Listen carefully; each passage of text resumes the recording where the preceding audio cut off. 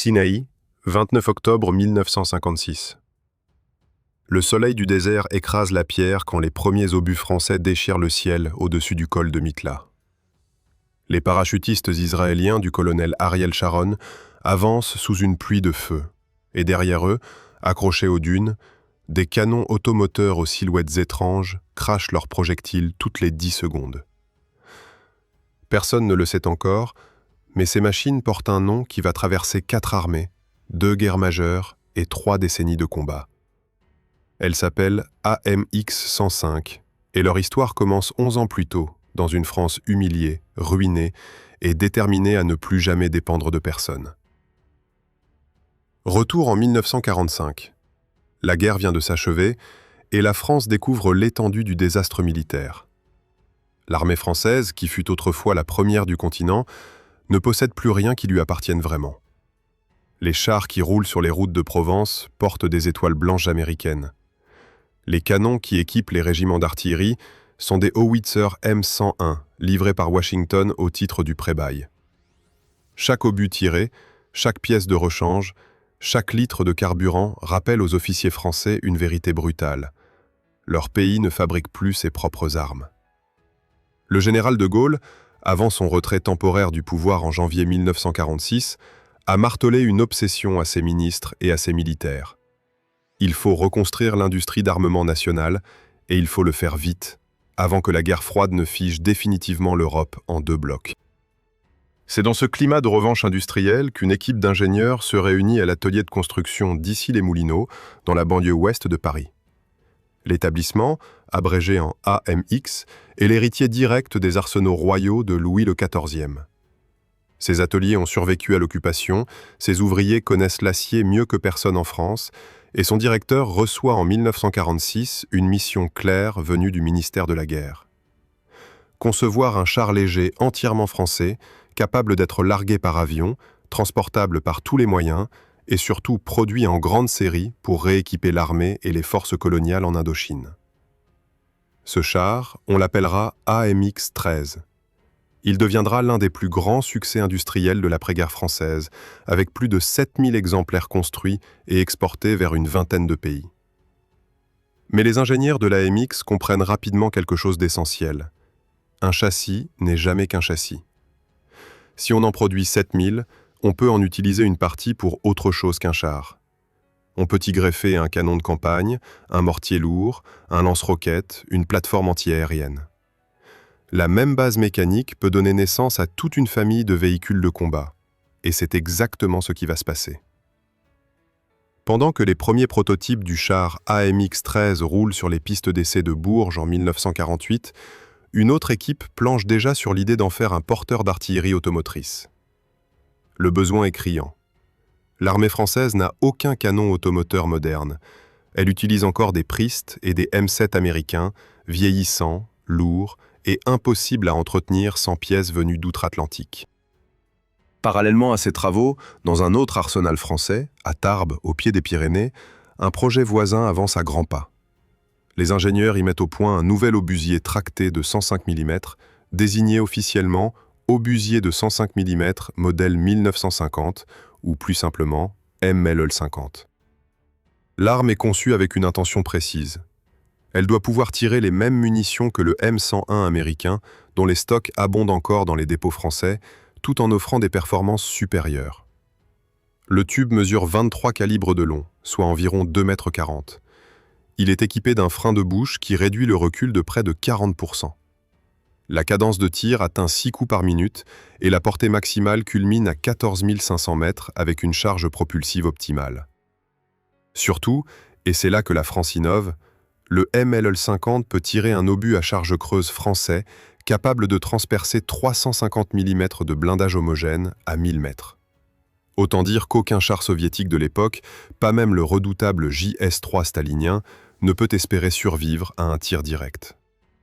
Et c'est là que le génie de l'arsenal d'Issy entre en jeu. Pourquoi développer un canon automoteur avec un tube spécifique alors que la France dispose déjà du MLL50 prêt à entrer en production ? Pourquoi ne pas tout simplement marier ce canon au châssis du futur AMX-13 ? L'idée, séduisante sur le papier, déclenche pourtant des débats houleux au sein de la direction technique des armées terrestres. Les puristes de l'artillerie protestent. Un canon automoteur, disent-ils, ne se conçoit pas comme un assemblage opportuniste. Il faut une caisse adaptée, une tourelle pensée pour le tir indirect, un système de chargement repensé. Les industriels d'AMX répondent par des chiffres. Marier le châssis du 13 au tube du 50 permettrait de diviser le coût de développement par 3, de raccourcir les délais de mise en service de plusieurs années et de simplifier la logistique des unités blindées qui utiliseraient les mêmes pièces mécaniques pour leurs chars et leur artillerie d'accompagnement. Le ministère tranche en 1949. Le projet reçoit le feu vert, un budget et un nom de code provisoire. Les premiers plans sortent des bureaux d'études dès l'hiver suivant. Un prototype roulant est promis pour 1950.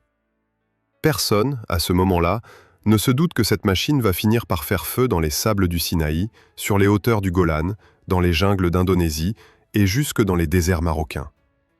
Personne ne sait non plus que les premiers essais réservent aux ingénieurs français une série de surprises particulièrement désagréables. Hiver 1950.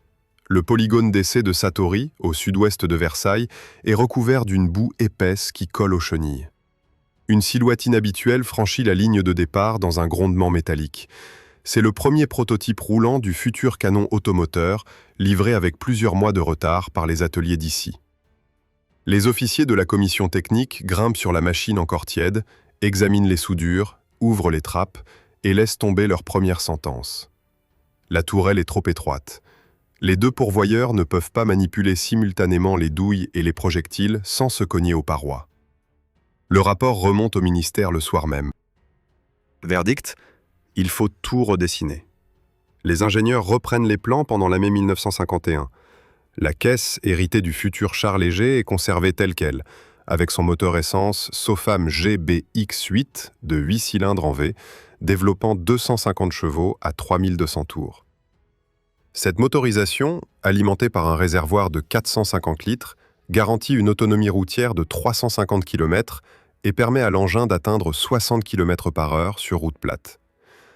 La transmission Cleveland à 5 rapports avant et en arrière reste également à toucher. En revanche, la superstructure est entièrement repensée. La nouvelle tourelle, en acier soudé d'une seule pièce, adopte une forme rectangulaire allongée vers l'arrière pour libérer du volume au servant. Une porte double s'ouvre désormais sur la paroi arrière, permettant aux artilleurs de monter à bord sans escalader le toit, et surtout d'évacuer rapidement en cas d'incendie. Le second prototype sort des ateliers à l'été 1952. Cette fois-ci, les essais se déroulent à Bourges, le grand centre d'expérimentation de l'artillerie française depuis le XIXe siècle. Pendant 3 semaines, la machine tire jour et nuit sur des cibles disposées à différentes distances. Les résultats balistiques confirment les prévisions. À élévation maximale de 66 degrés, l'obus explosif atteint une cible à plus de 14 km avec une dispersion acceptable pour l'époque. Le débattement horizontal de 20 degrés à gauche et 20 degrés à droite, soit 40 degrés au total, oblige l'engin à se réorienter pour les corrections importantes, mais cette limitation est jugée tolérable. Les commissionnaires s'inquiètent davantage d'un autre point. Lors des tirs prolongés, la chaleur dégagée par la culasse et l'accumulation des gaz à l'intérieur de la tourelle provoquent des malaises chez les pourvoyeurs.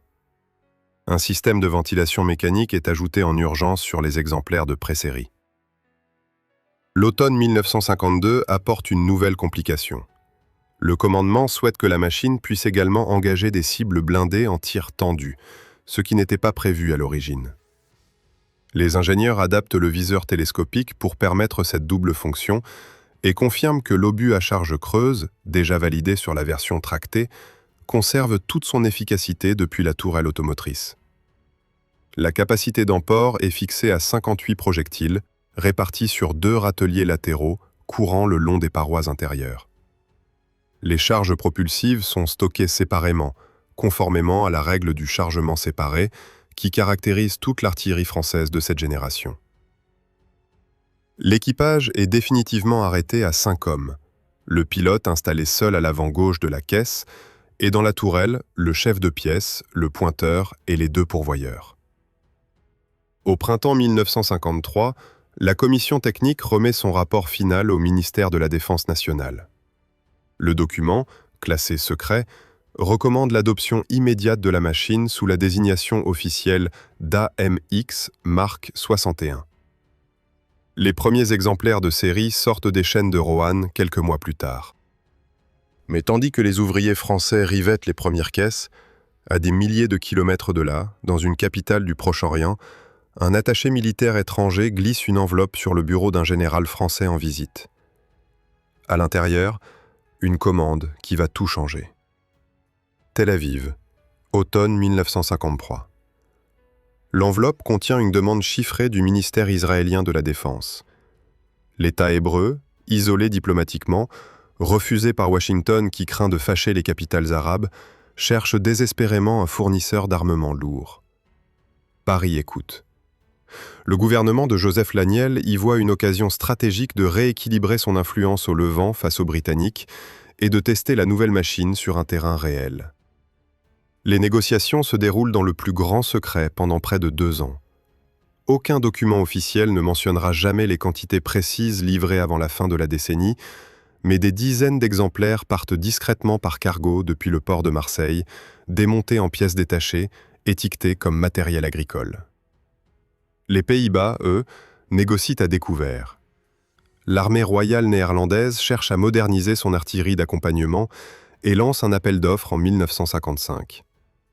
Les Américains proposent leur M52, les Britanniques leur Abbott, encore en gestation, mais c'est l'offre française qui séduit La Haye. À une condition. Les ingénieurs d'Amsterdam exigent une portée supérieure pour couvrir la plaine batave et tenir à distance d'éventuelles colonnes blindées venues de l'Est. Les Français acceptent le défi et conçoivent une variante spécifique baptisée AMX-PRA, abréviation néerlandaise pour automoteur d'artillerie. Le tube court d'origine est remplacé par un canon allongé à 30 calibres, soit près de 3,20 m, qui repousse la portée à 17 km. La tourelle est modifiée pour absorber le recul accru et un nouveau frein de bouche à double déflecteur est installé. Les premières livraisons commencent en 1956 et les Néerlandais en commanderont près de 150 exemplaires au fil des années suivantes. Pendant ce temps, l'Indonésie de Soekarno frappe également à la porte de Paris. Jakarta, en pleine confrontation avec les Pays-Bas pour la possession de la Nouvelle-Guinée occidentale, achète plusieurs dizaines d'exemplaires sans modification particulière. Le Maroc d'Hassan II suit peu après, désireux de doter son armée d'une artillerie moderne capable d'opérer dans le Rif et le Sahara. La machine française devient ainsi, en moins de 5 ans, l'un des canons automoteurs les plus exportés d'Europe occidentale, devançant largement ses concurrents britanniques et italiens. Mais c'est le 29 octobre 1956 que la machine va véritablement entrer dans l'histoire. Ce jour-là, l'opération Kadesh se déclenche. L'État hébreu, secrètement allié à Paris et à Londres, lance ses divisions blindées à travers la péninsule du Sinaï pour s'emparer du canal de Suez nationalisé par Nasser 3 mois plus tôt.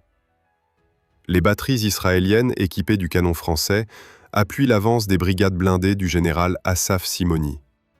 À Abu Ajaïla, dans la nuit du 30 au 31 octobre, plusieurs pièces ouvrent un feu roulant sur les positions retranchées de la 7e division égyptienne. La cadence soutenue de 6 coups par minute par tube produit un effet dévastateur sur les fantassins terrés dans les tranchées de sable. Les officiers égyptiens, surpris par la précision du tir indirect mené depuis des positions mobiles, ordonnent un repli vers le col de Rouissa qui tourne rapidement à la débandade. Quelques jours plus tard, à Sharm el-Sheikh, les mêmes machines accompagnent la brigade du colonel Avraham Yoffe dans sa course folle le long du golfe d'Aqaba. 300 km avalés en moins de 100 heures, sous une chaleur écrasante, avec des moteurs SOFAM qui surchauffent dangereusement et des équipages contraints de dormir sur les caisses à munitions. À l'arrivée, les positions égyptiennes verrouillant le détroit de Tiran tombent en quelques heures. Pour la première fois depuis la débâcle de 1940, du matériel d'artillerie conçu et fabriqué en France joue un rôle décisif dans une victoire militaire de grande ampleur. Mais à Paris, dans les couloirs feutrés du Quai d'Orsay, certains diplomates commencent déjà à s'inquiéter. Une autre guerre, bien plus brutale, se prépare à l'horizon, et elle va tester la machine française dans des conditions encore inédites. Berne, printemps 1960. Pendant que les diplomates français savourent encore le succès commercial du modèle de base, une délégation helvétique débarque discrètement à Issy-les-Moulineaux. Les officiers suisses ont une demande inhabituelle. Ils veulent un véhicule capable de tirer dans toutes les directions sans avoir à manœuvrer sa caisse, ce qui est impossible avec le modèle existant, dont la tourelle ne pivote que sur un secteur réduit. La topographie alpine, faite de vallées étroites et de cols escarpés, exige une couverture circulaire pour défendre les passages stratégiques contre une éventuelle percée venue du nord. Les ingénieurs français acceptent le défi et dessinent une variante radicalement modifiée, désignée AMX Mark 62, ou parfois AMX 105B selon les documents. La nouvelle tourelle, plus large et entièrement repensée, pivote sur 360 degrés grâce à un mécanisme hydraulique adapté de celui du char léger d'origine. 3 prototypes sortent des ateliers en 1962 et partent pour les polygones helvétiques de Thun et de Bière. Les essais durent près d'1 an. Les rapports techniques sont élogieux, la précision du tir excellente, la fiabilité mécanique au rendez-vous. Et pourtant, en 1963, le Conseil fédéral helvétique tranche. Berne refuse la commande, jugeant la machine trop coûteuse à entretenir et préférant développer son propre matériel national. Les 3 prototypes retournent en France, condamnés à finir leur jour sur des terrains d'essai oubliés. Le coup est dur pour les industriels d'ici, mais l'histoire ne leur laisse pas le temps de pleurer. Le 5 juin 1967, à 7h45 du matin, heure locale, l'aviation israélienne lance une attaque préventive massive contre les bases aériennes égyptiennes. La guerre des 6 jours commence. Sur le terrain, les batteries d'artillerie automotrice françaises entrent immédiatement en action.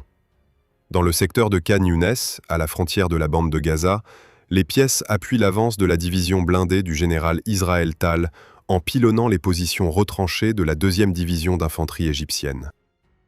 Les pourvoyeurs travaillent torse nu sous une température dépassant les 45 degrés à l'intérieur des tourelles non climatisées. Les charges propulsives s'enflamment au moindre contact, les douilles vides s'accumulent sur le plancher métallique et les chefs de pièce hurlent leur correction par-dessus le grondement des culasses qui claquent toutes les 10 secondes. Plus au nord, dans le secteur de Rafah, une autre formation française réalise un exploit que les manuels militaires israéliens citeront longtemps. Encerclée pendant près de 8 heures par une contre-attaque de chars T-54 soviétiques livrés au Caire, la batterie tient bon en abattant ses tubes presque à l'horizontale et en tirant ses obus à charge creuse en visée directe. 3 chars égyptiens s'embrasent à moins de 1000 mètres, leurs tourelles arrachées par les charges françaises. Le commandant de la batterie, un capitaine d'origine polonaise, recevra plus tard la décoration militaire la plus haute de son pays. Le 9 juin, l'offensive bascule vers le nord. Les forces blindées israéliennes attaquent les hauteurs du Golan, défendues par l'armée syrienne. Le terrain volcanique, parsemé de blocs de basalte noir, met à rude épreuve les chenilles et les suspensions à barre de torsion. Plusieurs canons automoteurs français doivent être remorqués jusqu'aux positions de tir par des chars lourds Centurion. Mais une fois en batterie, leurs obus s'abattent sans relâche sur les bunkers syriens qui dominent la mer de Galilée depuis la côte 1061. La position de Tel Faher, considérée comme imprenable par les ingénieurs militaires soviétiques qui l'avaient conçue, tombe en quelques heures sous une combinaison d'assauts d'infanterie et de tirs d'appui rapprochés. Les artilleurs français installés depuis ici n'ont jamais rencontré leurs collègues israéliens, mais leurs machines, elles, viennent d'écrire ensemble un chapitre que personne n'avait imaginé. Et déjà, à Paris, une décision lourde de conséquences se prépare dans les bureaux de l'état-major. Paris, automne 1969. Dans un bureau du boulevard Saint-Germain, le chef d'état-major de l'armée de terre signe un document qui scelle le destin de la machine d'ici. La France a décidé d'adopter un nouveau système d'artillerie automotrice, plus moderne, plus puissant, capable de tirer des projectiles de 155 mm à des distances bien supérieures. Les régiments d'artillerie commencent dès l'automne suivant à restituer leurs vénérables canons à l'arsenal de Bourges. Les machines retirées du service actif sont entreposées sous des bâches grises dans des hangars de réserve, à Roanne, à Tarbes, à Châteauroux. Certaines partiront vers les écoles d'application pour servir de support pédagogique aux jeunes officiers. D'autres seront simplement démantelés, leurs tubes découpés au chalumeau, leurs caisses fondues pour récupérer l'acier. Mais l'histoire ne s'achève pas pour autant. Aux Pays-Bas, l'armée royale continue d'utiliser sa version au tube allongé pendant encore 15 ans. Les régiments d'artillerie du Nord, basés à Havelte et à Wezep, intègrent ces engins dans le dispositif de défense de l'OTAN face au pacte de Varsovie. Pendant les grandes manœuvres de Reforger en 1975, les batteries néerlandaises tirent près de 8000 obus d'exercice en 2 semaines, démontrant une fiabilité mécanique exceptionnelle malgré l'âge des machines. Le commandant du 41e régiment d'artillerie, lors d'un débriefing devant des observateurs américains, déclare que sa batterie a parcouru plus de 12 000 km sans incident majeur sur des terrains accidentés de la Basse-Saxe. Pourtant, le glas finit par sonner aussi pour les Bataves. En 1985, La Haye signe un contrat avec les Américains pour l'acquisition du M109 Paladin, une machine d'une autre génération équipée d'un système de conduite de tir entièrement informatisé. Les anciens canons français sont retirés des unités de première ligne. Une partie est vendue à l'Indonésie, qui les intègre à son corps des marines pour des opérations de débarquement à Sumatra et à Bornéo. Les officiers de Jakarta apprécient leur robustesse dans l'humidité tropicale et leur capacité à fonctionner avec un entretien minimal, ce qui sera un atout majeur lors des opérations de pacification dans la province d'Aceh au début des années 2000. Le reste part vers le Maroc. Les machines traversent la Méditerranée à bord de cargos affrétés par le ministère marocain de la Défense et débarquent dans le port de Casablanca. Elles sont affectées au 7e groupe d'artillerie royale stationné à El Rachidia, aux portes du Sahara. Pendant les années suivantes, les batteries marocaines participent à plusieurs opérations dans le sud du royaume, dans le cadre du conflit qui oppose Rabat aux combattants du Front Polisario. Les artilleurs chérifiens apprennent à travailler dans les conditions extrêmes, avec des températures dépassant les 50 degrés en plein été et des tempêtes de sable qui obligent à démonter et nettoyer les culasses tous les 3 jours. Et c'est là, dans la fournaise saharienne, que se joue la dernière scène de cette histoire. Un matin de printemps, quelque part au sud de Smara, dans le territoire disputé du Sahara occidental, une batterie marocaine prend position derrière une dune. Les ordres tombent par radio. 3 obus explosifs sur une concentration ennemie repérée à 9 km au sud-ouest. Le pointeur règle l'élévation à 42 degrés. Le chef de pièce lève le bras. Le premier coup part dans un éclair orange qui déchire l'aube. Le deuxième suit 8 secondes plus tard. Le troisième achève la séquence. Puis le silence retombe sur le désert. Le canon, dont le tube fume encore, vient de tirer ses derniers projectiles de combat. L'équipage descend et Poussette, ses treillis maculés de sable, allume une cigarette à l'ombre de la caisse. Un peu plus loin, un mécanicien commence déjà à démonter le frein de bouche pour le nettoyage. La machine d'ici, conçue dans une France humiliée et reconstruite à coups d'audace industrielle, vient d'écrire la dernière ligne de son carnet de bord. Si cette histoire vous a transporté dans le désert du Sinaï, sur les hauteurs du Golan ou dans les sables sahariens, n'oubliez pas de laisser un pouce levé sous cette vidéo, de partager en commentaire votre passage préféré et surtout de vous abonner à la chaîne pour ne manquer aucun de nos prochains récits consacrés aux machines de guerre qui ont marqué le XXe siècle.